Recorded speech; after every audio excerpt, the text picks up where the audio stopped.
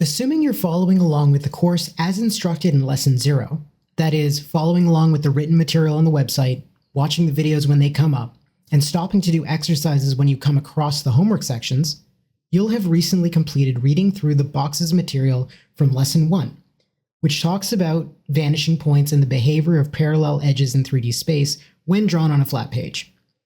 In this video, we're going to go over the first exercise of the boxes section.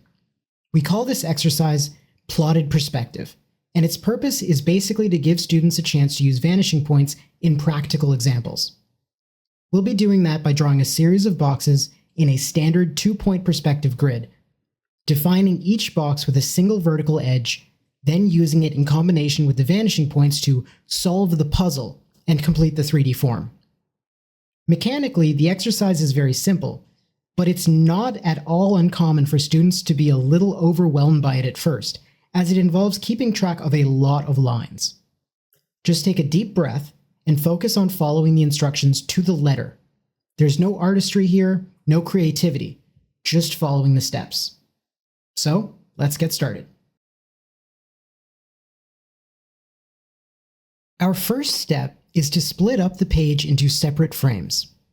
As opposed to doing one instance of the exercise per page, this will allow us to get more out of a single sheet. We'll be separating the page into 3 distinct rectangular frames. For these frames, as well as for every other line throughout this exercise, we will be using a ruler. We want to be focusing entirely on the use of vanishing points and don't want anything else to potentially distract us. As you draw your frames, take your time. It's easy for students to take this step for granted, thinking that because they're using a ruler, they can rush through it quickly in order to save time. They overlook the fact that you still need to consider where you want your line to go, whether it's oriented correctly. When it comes to ensuring the horizontals and verticals are perpendicular to one another on the page, a transparent ruler with a grid like the one I'm using here can help a lot. But no matter whether you're using a ruler like this, a metal or wooden one, or the edge of a book, you're still going to have to take your time. Now, for our purposes in this exercise, we don't really need to worry about whether or not our 3 frames are the same height. So you can just eyeball the dimensions here, but just try and make sure that the horizontals are all parallel to one another and perpendicular to the verticals. I did a pretty poor job of estimating my dimensions, but hopefully you'll do better.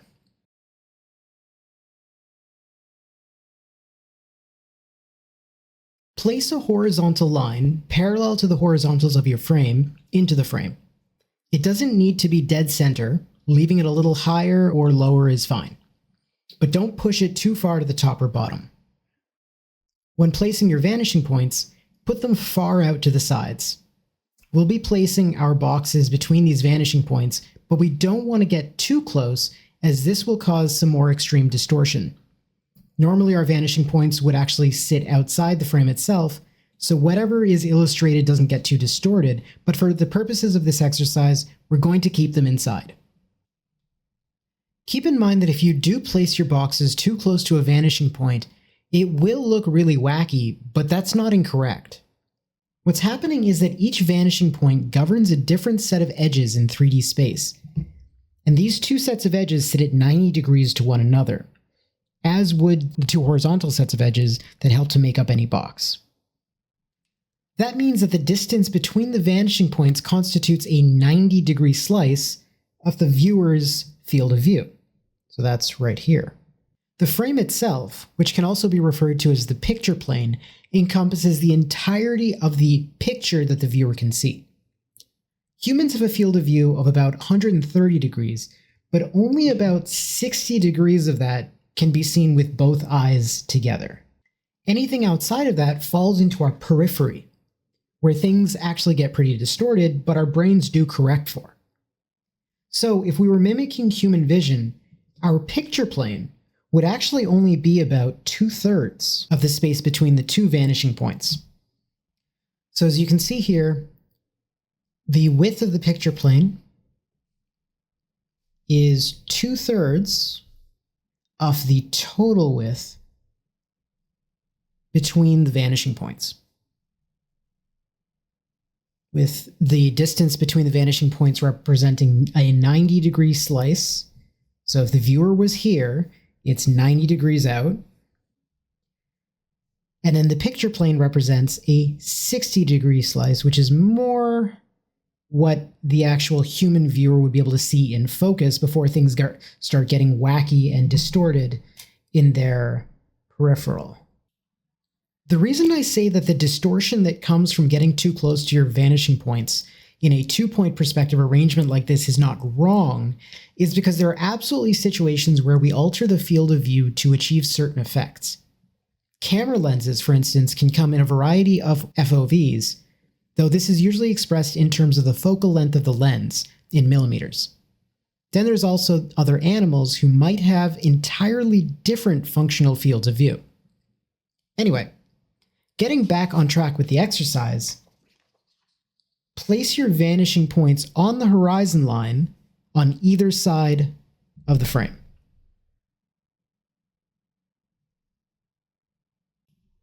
If you recall from the lecture portion, when we draw a box in two-point perspective, it's because one of its edges is fairly central within the overall silhouette of the form.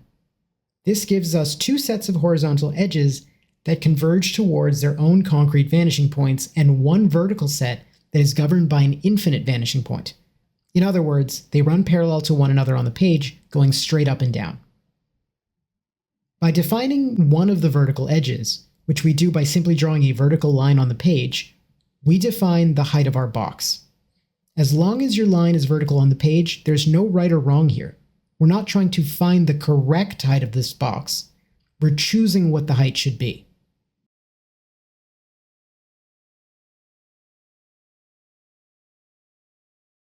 Here's where our vanishing points actually kick in and we start solving the puzzle. We have the top and bottom corners of the box that are closest to the viewer, and we know that the other two sets of edges each converges towards one of our vanishing points. So, by drawing lines from each vanishing point to each corner, we're adding 4 more edges to our box. They're just much longer than they'll need to be in the end.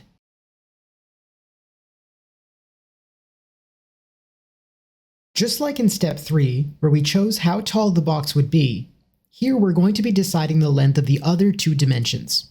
We will be doing this by placing the 2 outer vertical edges. Their distance from the vertical edge we drew in step 3 will dictate these lengths. Keep in mind that we are not drawing cubes. These lengths can be whatever you want.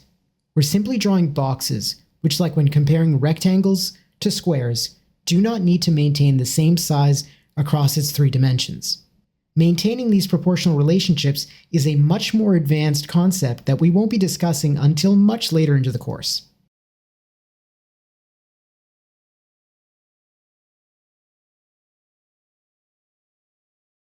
Like in step 4, we continue solving the puzzle in exactly the same manner, connecting the vertices of our 3D box as they emerge back to each vanishing point. At this point, we're missing just one last edge. We draw this by connecting the 2 backmost corners. I like to first mark out the corners themselves so I don't lose track of what I'm doing before drawing the line itself. If everything was done perfectly and correctly, something that most students won't achieve, as we're not robots able to work with perfect precision, then the resulting line will be completely vertical and parallel to the other 3 vertical edges. It's fairly likely that yours, like mine here, will not be so perfect. As we plot our lines between corners and vanishing points, there's a lot of room to be off by very small measures. It may not even be immediately noticeable to you. These little discrepancies accumulate and they show themselves in the very last step. By drawing through our boxes as though we have X-ray vision, we're able to notice the results of these small issues. This is a good thing. By being made aware of our mistakes, we know what we can continue to work on. This is not anything to feel badly about. It is a perfectly normal thing, and being able to view mistakes as a valuable source of information rather than something to elicit shame is a strength we all develop as part of this process. You've drawn your first box for this frame, but there's plenty more room. Add another 4 to 5 boxes. As you do so, you will find that with every new line added to the composition, things will become less clear and harder to visually parse. You may be more prone to making mistakes on the later boxes for this reason. Rest assured, while giving yourself as much time as you need to work through each step with care and with patience, it will definitely make a difference. But this is also something that gets easier the more you do it. And I'll tell you now, we'll be doing this sort of thing a lot throughout the course, so you'll get plenty of practice. Just don't shy away from it if it gives you a hard time. Once you've finished up all the boxes for a given frame, you can fill in one front face on your boxes with tight hatching if you wish. Do this at the end so you can be sure that you're only adding hatching to the visible portions of the boxes. This use of hatching isn't required, but it can help the result appear a little clearer. If you do choose to put hatching in though, don't rush through it and don't be sloppy. Take your time with each stroke, as any mark you decide is worth including in your work is worth giving the time it demands to be done to the best of your current ability.